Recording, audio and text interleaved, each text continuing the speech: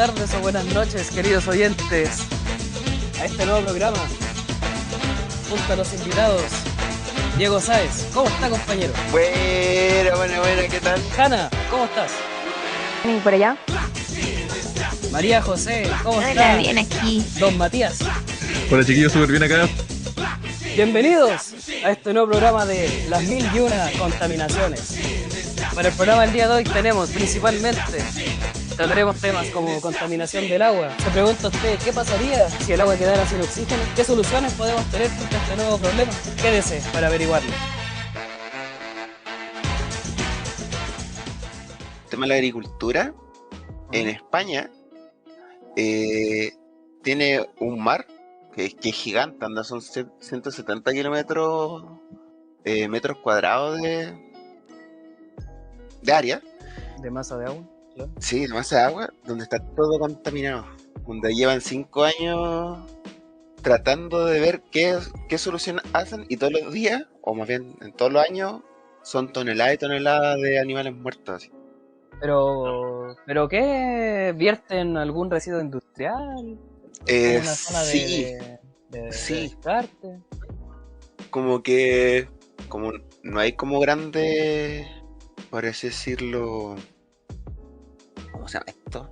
Como un vertedero la cuestión. Es que le están echando altas cantidades de nitratos, fosfato y amonio los agricultores, onda, por todo el tema de como del animal, onda. Eso mismo. Agricultura. Sí, Eso entonces como que se está concentrando, se está descargando toda esa concentración en esa parte, y tienen así mal el tema del mar.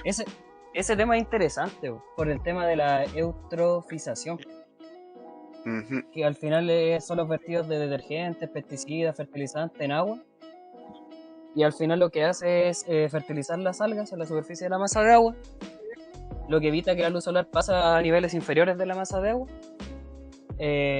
provocando la descomposición de todo el oxígeno, y eso mata al final el ecosistema de la masa de agua. Y eso al final existen marcos regulatorios cada día más fuertes con respecto a esto, como análisis como nitrógeno Kendall, que es un análisis crítico, o análisis de fósforos tanto en aguas como en suelo, para intentar evitar eso mismo. Exacto. Es súper interesante el tema. De hecho, por lo que me acuerdo, el tema de como del decreto supremo 90, por lo menos acá en Chile, si bien no es bueno, algo permite, onda, por ejemplo en otros países mucho mejor. De hecho tengo las cantidades donde lo máximo, donde por ejemplo el nitrógeno total Kendall que mencionaste anterior, tendría que ser de 75 miligramos por litro. Máximo. Y eso no se cumple nunca. No. Es demasiado. Imagínate que el Kendall es crítico, pero ahí también falta contar la concentración de nitrito y nitrato. Sí, pues. Entonces la cantidad de nitrógeno es excesiva en los lagos que mencionaste tú, donde hay mucho descarte, mucho vertido de este tipo de sustancias. Para resaltar un poco más acá el país, fue lo que pasó en la laguna Aculeo, que se secó de un día para otro supuestamente, pero ¿En serio? dentro de las investigaciones que estaban dando, la fuente de esto fue la eutrofización de la laguna. Así que de a poco empezó a morir todo por netamente el despiche de desperdicios con fósforo al mismo lago. Y esos son los mismos casos que se están dando al otro lado. En las noticias, que fue impactante porque estaba la laguna toda llena y de repente en pocos años ya estaba todo seco. De hecho, si pueden ver la imagen que está ahora en pantalla, se ve una diferencia entre el lago cuando estaban cerca en la totalidad de la superficie con líquido, y después cómo se fue secando paulatinamente. Es impresionante como incluso el color empieza a cambiar debido a la densidad de algas que se aprecia desde los satélites. Oh, qué terrible. Sí, pues se ponen verdes, así muy verdes. Y lo peor de esto es que todos dicen, no, pasó de un día para otro, no sabemos cómo pasó. Pero saben perfectamente por qué pasan estas cosas. El pimponeo empieza y no acaba nunca. Un mago lo hizo. Claro. Oye, ¿sí No, truco de magia? yo no veo nada. Algo? Ahora Yo hay no un veo mago, nada. ahora ya no. Antes era cristalina, ahora es verde. Yo no sé qué pasó. De hecho, este tipo de problemas son terribles, lo acabo de vencer. Pero también da una oportunidad a intentar remediarlos. Po. También son conocidas ahora la investigación en reactores que desnitrifican los compuestos nitrogenados Así es. Exacto. para intentar el tratamiento de agua. Po. Eso igual plantea un desafío a lo que es la ingeniería química. A Sí, desarrollar totalmente. procesos de Totalmente. desnitrificación a través de bacterias, reactores químicos, tanto químicos como biológicos. Sí, pues. Ahí se tendría que ver qué tipo de reactores podrían servir, porque tenéis mucho, porque tenéis el tema de los reactores anaerobios, aerobios, anóxicos o hasta los Exacto. facultativos. Entonces, es como algo bastante interesante que se podría ver en un futuro y que hoy en día cada vez está más fuerte. Es verdad. Igual, Recuerdo que hace mucho tiempo vi un experimento en el cual dejaban dentro de un recipiente con agua contaminada almejas. Y por ¿Almejas? algunas reacciones químicas de su metabolismo lograban descontaminar el agua. Así como se ha intentado con otros microorganismos los cuales han metabolizado compuestos que terminan beneficiando la proliferación de otras algas, se está tomando el desafío de eliminar todo este tipo de contaminantes antes de ser entregados al mar o al río en que se desemboquen. interesante. También vi que otra gran contaminación del agua es cuando se tiran plásticos, ya sea en el mar o en los ríos. O sea, es lo más Oh, evidente. Es como lo más Bueno, llamativo a la vista, claro. Sí, de lo hecho, peor es que es lo mismo, porque como que la gente sabe de eso y les da lo mismo, sigue tirando las cosas o sigue dejando las cosas en la playa, que en la marea se lo lleva. La mala Y se va cultura. volando a poco. Pero Sí, quizá la... Puta, estamos de acuerdo con que siempre la gente va a tener una mala conducta frente al medio ambiente. Pero también podríamos plantear una solución que no modifique eso. Por ejemplo, cambiar los polímeros por algo biodegradable. Que no afecte el ecosistema y se pueda degradar. Claro. Porque ahí totalmente. sí, creo que hoy en día hay algunas empresas que ya ¿En están serio? viendo eso. Que hacen como plásticos que se El disuelven proyecto de y las bolsas cosas así. plásticas que estaba acá liderado por chilenos, si no me equivoco. Las bolsas plásticas habían sido el desafío a eliminar hace unos años y terminaron siendo reemplazadas por las bolsas de cartón o las cajas de los supermercados o las bolsas de género, y comenzó este proyecto que consistía en generar una bolsa a base de otro tipo de polímeros, los cuales tuviesen el proceso de hidrólisis dentro de esto y prácticamente fuesen agua potable en una concentración demasiado pequeña de contaminantes, los que terminasen apareciendo al disolver la bolsa. Es bien interesante, podríamos dejar un video mostrando esto, a ver si Sí, totalmente. nos hace algún comentario después por ahí en el chat. Puro a eso le mago llamo ahí, mazo. solo A eso generando contaminación. Oye, Eso sí es magia positiva. respecto Ajá. a este mismo tema, me acordé de la ley que no me acuerdo cuándo me va a empezar a regir, pero de la ley que está prohibido fumar en las playas, para que la gente no genere más contaminación con el tema de Yo creo de que las eso ya colillas. es ahora. Algo así, creo que ya. Sí, es de hace poquito. Fue de Sí, este sí, sí, último fue mes. hace poquito, sí, me acuerdo de haberlo visto así como esta semana, o la semana pasada. Cuando no funciona subir el impuesto, ahora se prohíbe. Me parece. Debería Pero- evitar que la gente fumara. Pero ahí viene como Pero- como chistoso quizás, porque ¿Eh? ¿qué es más fácil? ¿Prohibirle a la gente que lo haga o educarla para que no lo haga? Oh, una buena cuestión. Yo creo que prohibir es más fácil que concientizar. La gente siempre va a preferir el camino más rápido para todo, y por lo general es el ilegal, el que pasa a llevar a más gente o el que contamina más. Y la concientización desde a poquito, la idea es metérselo a los niños en el colegio, por el tema de los reciclajes, de ser conscientes con el medio ambiente, de que hay especies que han desaparecido y que otras van a desaparecer. Pero sin embargo, ¿qué está haciendo el adulto? Fumando en la playa, no clasificando la basura, dando el ejemplo. Tomando su melón con vino.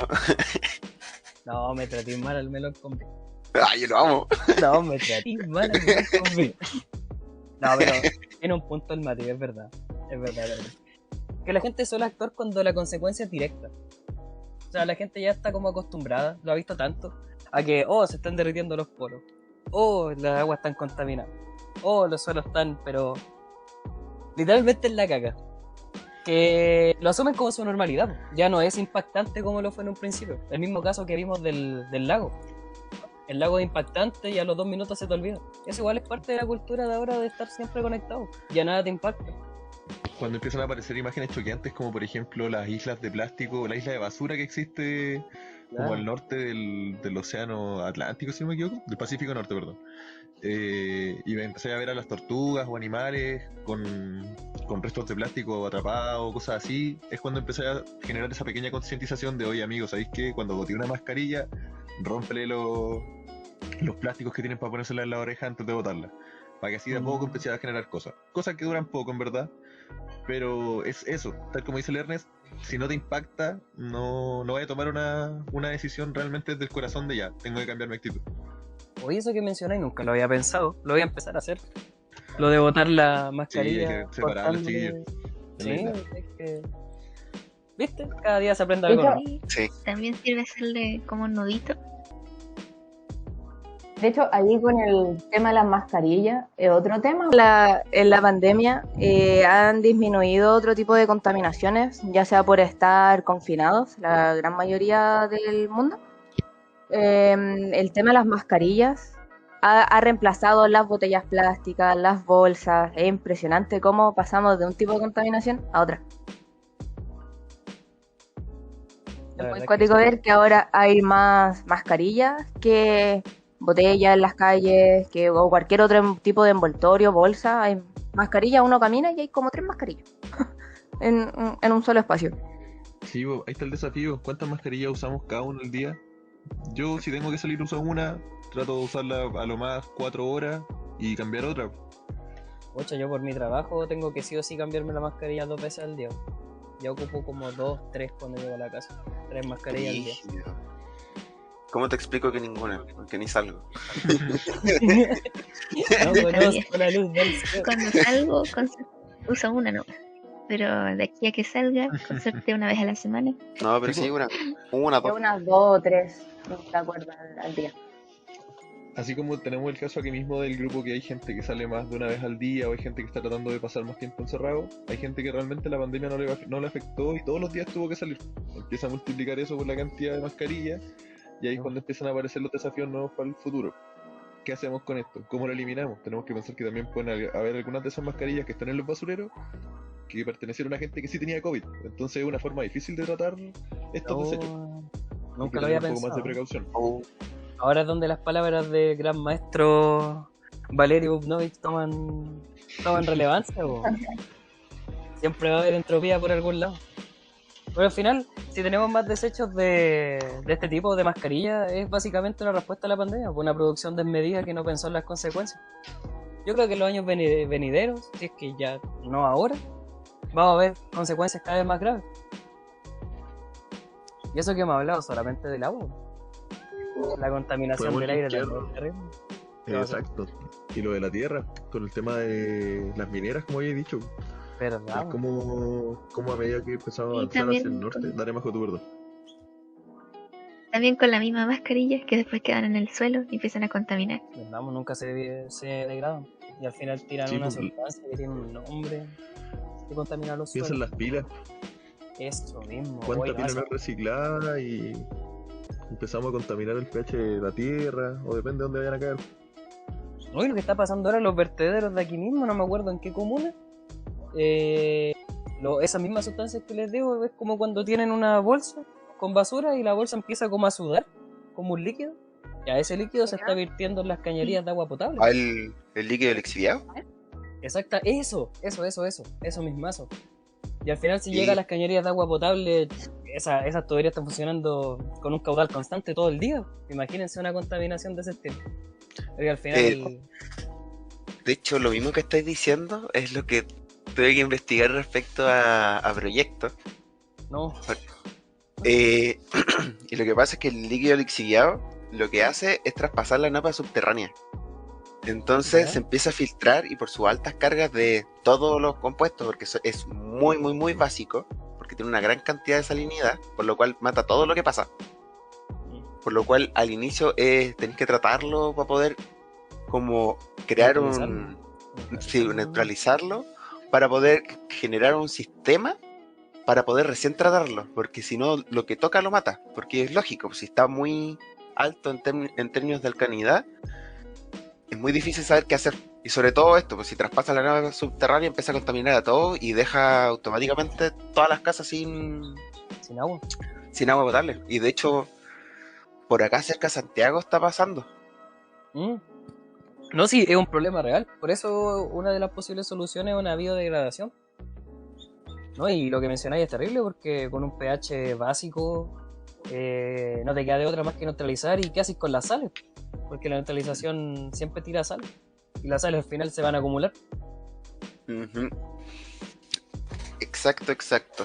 Hace un tiempo había leído que habían comunidades que habían tenido que desaparecer en otros países, como Perú, por el tema de la filtración de estos líquidos a las napas de agua subterránea. Y así empieza a desaparecer la gente que está alrededor, los animales, un montón de cosas debido a que se van secando también algunos ríos por desviaciones de las mismas aguas o eliminación de los mismos como productores agrícolas pequeños que pueden existir en base a esos sectores, pues, generando erosión, desertificación y después la tierra no teniendo cómo volver a hacer a perder su fertilidad. Infértil, pues. Eso pasa también con la contaminación del aire, pues, con las llamadas lluvia ácida. Ahí es donde el suelo es irrecuperable. El suelo una vez que se quema en Quintero, Puchuncaví pasó eso. ¿En serio? Como en el 2018, cuando estábamos dando balance. Ahí quedó la landa en Quinteros y los medios trataban de dar información de que había ocurrido una lluvia ácida por la contaminación. Y me acuerdo perfectamente, no sé si esto lo dejan, ¿no? Pero que... Yo también tengo el mismo recuerdo, yo sé lo que voy a decir ahora. Pero que él estaba involucrado en eso, en el sentido de que lo llaman cuando quedó la grande. El profe dijo que no nos podía hacer clases por todo este tema. Y llegó a una clase diciendo que era mentira lo que los medios estaban diciendo, que no era lluvia ácida, sino que lo amarillo de la playa era polen. Y no, era polen. No era el polen, era las consecuencias de la lluvia ácida que ocurrió en esa ciudad. Y el profesor y varias personas tratando de desmentir eso, pero no podía desmentir algo que de verdad está sucediendo. Yo igual le creí todo al profe, ¿sabes? Todo. Yo también, yo le creí todo en ese momento y ahora yo es como... Yo lo defendí y después habiendo evidencia, no me sentía tan mal, me sentía traicionado en las clases. No sabía que me estaban diciendo la verdad, ¿no? Oye, que brígido el polen tiene pH 1, weón. Que brígido. Claro, que brígido no, y él decía como, no, pero ven ese polvo amarillo, no es polen, no es producto de la lluvia ácida. Y efectivamente, si era producto de una lluvia ácida que se había generado.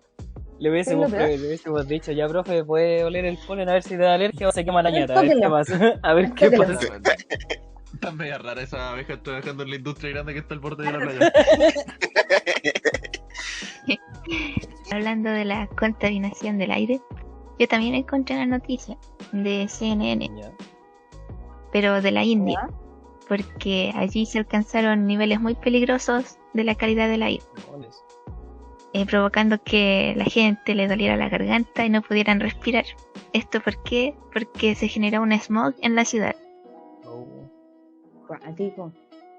Creo que en Bogotá pasó algo similar. Por lo tanto, tuvieron que cerrar los colegios, suspender el tráfico y cancelar las construcciones y estaciones de carbón. Estamos viendo en pantalla una foto de la situación y es choqueante el ver esa densidad, que fuese como si estuviese en una mañana muy muy fría con neblina, pero no, es una tarde cualquiera y no es como si fuese una tormenta de arena en mitad de la ciudad, con todo cerrado, sin gente en la calle, sin autos. La pandemia 2.0, bueno, 3.0 a esta altura.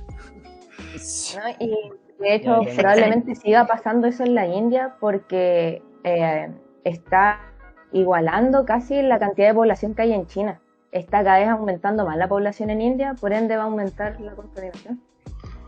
La contaminación es la verdadera pandemia. Nunca lo quisimos asumir. Hasta que Claro. muy tarde. Era el verdadero enemigo, estaba oculto. Es curioso también ese tema, porque ¿qué vamos a hacer nosotros a nivel especie con el único lugar donde que podemos vivir? Porque Morir. ahora es, ¿cómo se llama? ¿La cuenta regresiva? O sea, es que ahora hay que ver ya. Nosotros tenemos un desafío a nivel de ingeniería en buscar procesos eficientes para poder evitarlo, pero también está el lado legislativo. ¿Quién tiene la culpa? ¿Quién tiene que hacerse responsable de lo que está pasando si lo vamos a hacer todos? Por ejemplo, últimamente, o en el último tiempo, es fácil culpar a China, ya que es como la fábrica del mundo, básicamente.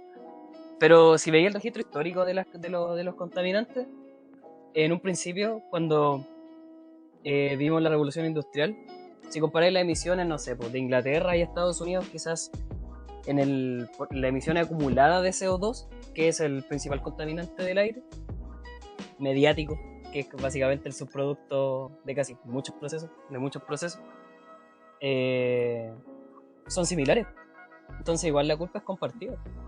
Ahora el tema es, ¿vamos a lograr superarlo o esperamos a que todo se acabe? Porque es un problema real y ya estamos viendo las consecuencias más fuertes. No sé. Claro, siempre se le echa la culpa a China. Es como, no, todo el mundo está tratando de disminuir las emisiones de CO2 y está China, que no cumple eso. Siempre es como, China es el culpable. China. Y también plantea un desafío moral, pues. Porque nosotros que consumimos casi todo lo que nosotros compramos está hecho en China. Entonces, de cierta manera no tenemos la moral para criticarlo. Es curioso. De hecho, eso mismo que estáis comentando pasa mucho que Estados Unidos, en la época donde estaba Trump, Ajá. que le echaba la culpa a China de muchos problemas y ellos no creían bueno, Trump como persona no creía en el cambio climático, pues entonces se salió de todos los acuerdos. Claro. Verdad. Los negacionistas. Es parte del problema. Eso mismo es parte también. También son contaminantes. También son compuestos dañinos. Está claro.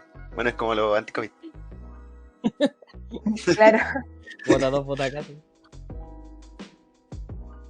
No, y hablando de eso mismo, que el Diego tocó lo de Estados Unidos con Trump, ahora Biden asistió a la COP26 junto con Chile y un sinfín de países, y ahí es cuando entra como una posible solución en el que se hizo como una asociación con la finalidad de disminuir las emisiones de metano. Ya, si bien el gas importante, si se puede decir, es el dióxido de carbono. Este tiene una larga vida en el largo plazo, entonces es como más difícil como poder disminuir sus emisiones. Entonces ahora se estaba viendo el metano. ¿Por qué? Porque ese es un gas que tiene mayor impacto en el calentamiento global y es de corta vida. Al disminuir la cantidad de metano, se está mejorando tanto la calidad de vida de las personas, ya sea en la salud como también en la alimentación. Y ahí es donde entra en esta asociación es donde entra un chileno, que es un ingeniero civil en bioquímica,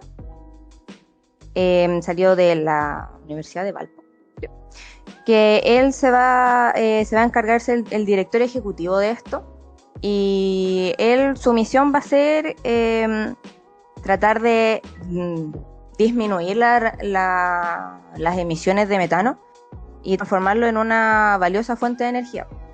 ¿Y por qué hay que recalcar esto? Porque actualmente, en septiembre del 2021 aproximadamente, se generó los mayores niveles de emisión de metano, acercándose a los 1900 partes por billón. Oh. Y esto es 2,8 veces más de lo que era en la era preindustrial, las emisiones de metano.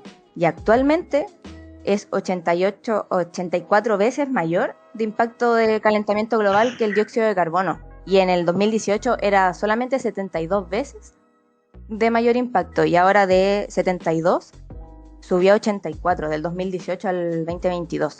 Subió el impacto en el calentamiento global del metano. Entonces, si bien todas las visiones se están encargando de la disminución de dióxido de carbono, una de las ventajas de enfocarse en el metano es que el impacto va a ser a corto plazo, las soluciones que se lleguen a encontrar. Entonces los que quieren hacer es disminuir en un 30% las emisiones de metano en comparación a lo que hubo en el 2020. Entonces igual es importante eso. Sí, la verdad es que sí. La verdad, el metano, por lo que tengo entendido, es un buen combustible.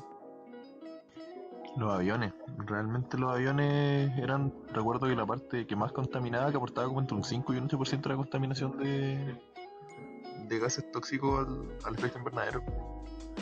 Por ejemplo, mucha gente le echaba la culpa a las vacas, o sea, siempre que haya vacas van a haber emisiones de metano. Claro. Pero al final de cuentas, el no subirse a un avión es aportar mucho más que quizás el pensar en soluciones más ambiguas como el tema de las vacas. Referente a esto, busqué acciones que propone la ONU, que es la Organización Nacional de Naciones Unidas, para mejorar las condiciones del planeta. Entre esas se encontró el reducir el consumo de la carne y de los productos lácteos, ya que así se reducen las emisiones de metano que emite el ganado, como dijeron ustedes. Además, se propone compostar los alimentos orgánicos y reciclar la basura no orgánica. También cambiarse el sistema de equipo de calefacción de alta eficiencia en invierno, para ahorrar energía, apagar las luces y aparatos electrónicos cuando no se usen. Además de no quemar la basura y cuando uno use un auto, apagar el motor del auto cuando esté parado, o cambiarse a un vehículo híbrido o meramente eléctrico. Oye, esa última me llamó la atención. Ojalá, o sea, yo soy fiel creyente de que todos estos problemas necesitan una solución revolucionaria. Necesitamos como una segunda revolución industrial si lo que queremos, pero más consciente en las emisiones más que la energía producida. Y eso que tocaste, Majo, es bastante importante, porque cuando la energía renovable alcance un nivel de rentabilidad, yo creo que ahí va a venir la segunda revolución industrial. Y el mundo va a cambiar, porque casi todas las industrias, si nos ponemos a pensar, se basan en combustibles fósiles, que son al final las que potencian la contaminación, ya sea de agua, aires, suelos. Sí. Que más que nada se basan en la combustión, y en todas las combustiones se emite CO2. Claro. Es inevitable. También da a pensar que ahora quizás le estamos viendo la energía renovable como la solución, pero quizás ellas también tengan contaminaciones que no conocemos. Cuando la industria... También. Eso. ¿Cuánto CO2 estaría generando el producir los kilowatts que pueda consumir un auto eléctrico? Eso mismo, tenéis razón, la verdad, pues es como lo que nos dijo alguna vez un profesor de orgánica, que es la huella de carbono, que la huella de carbono jamás es cero, solamente la desplazáis. Y eso es como el desafío, porque la energía renovable lo que hacen es desplazar la huella de carbono a los inicios de la producción de la energía.